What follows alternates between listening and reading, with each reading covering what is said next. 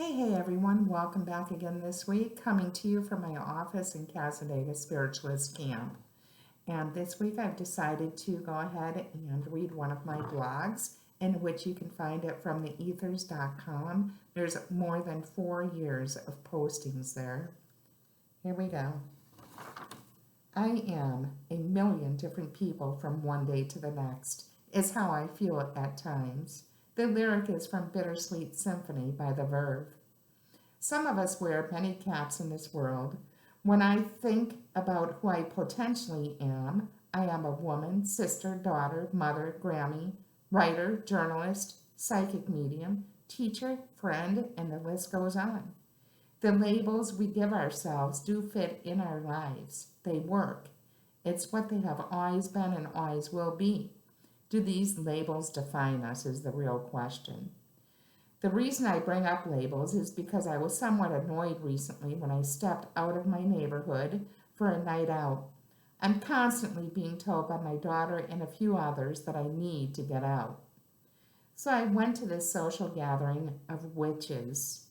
I must admit I was a little skeptical of the label put on this gathering.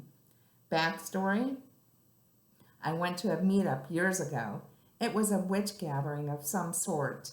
I thought some, not myself, might think a psychic medium is a witch. Once there, I heard these people talking about hexes and curses and how to do this and that. I put my little white light up, ate, and promptly left. And so I go to this witch gathering, hoping that is not what it will be. There were about 20 people there. We went around the room to introduce ourselves. More than a handful called themselves witches. The host plugged upcoming events. I did not realize this was to be a marketing business meeting. Again, I was out. A witch, by one definition online, a person thought to have magic powers, especially evil ones, popularly depicted as a woman wearing a black cloak and pointed hat and flying on a broomstick. What a hoot! Look at all those labels there. If you've been following this blog, you know my go-to is, we are all powerful spiritual beings. Yes, this too is a label. Maybe, just maybe, it's time for all of us just to be peace. And so today, we're doing the pick 1, 2, or 3. We're using the Crystal Ally cards, the Crystal Path to Self-Knowledge by Nasha Ashane, right here. It's been a while since we've done these. And so here we go. Number 1. Leadership. Sunstone. The message. When Sunstone enters your cards, you are being asked to take the position of leader in the present situation. Be clear about your motivation in assuming this position, as an ego-based motives will ultimately be exposed by the powerful light of Sunstone. Seek out the advice and knowledge of those who have walked further along this path than you have.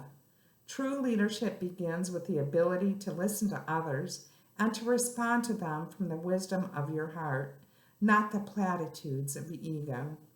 Whatever the specifics of the leadership role that you are to take on, remember that enlightened action for the good of all is the only true course for a leader of today.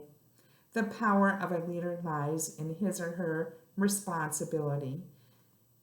Be willing to take the action the good of all makes apparent to you, and move forward in the courage of your heart's convictions. Chakra, 2nd and 3rd, affirmation: I respond joyfully to the experiences that arise before me.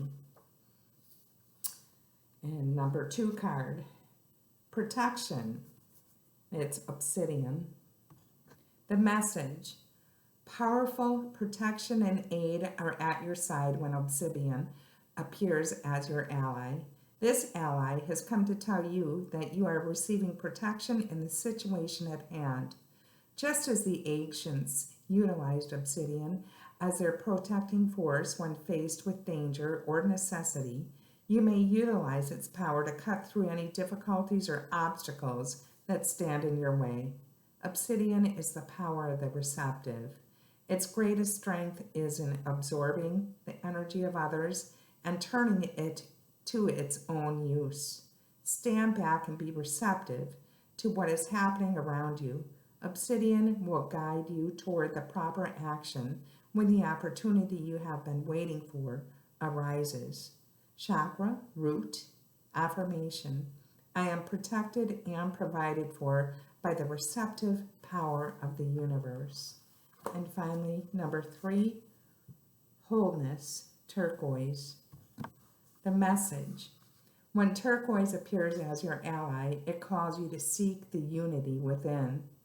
What is the aspect of the situation that is most difficult for you? This may be the very aspect that you need to recognize in yourself before you can understand how to release it from your experience.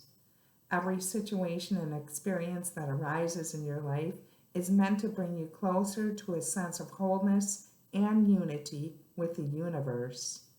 Each experience leads you to a new understanding of yourself and the talents, strengths, and weaknesses that you have been given to complete your lifetime here. Looking within your own heart, you will see that everything you are at odds with in your environment is merely a reflection of an inner part of yourself that you have not acknowledged and integrated.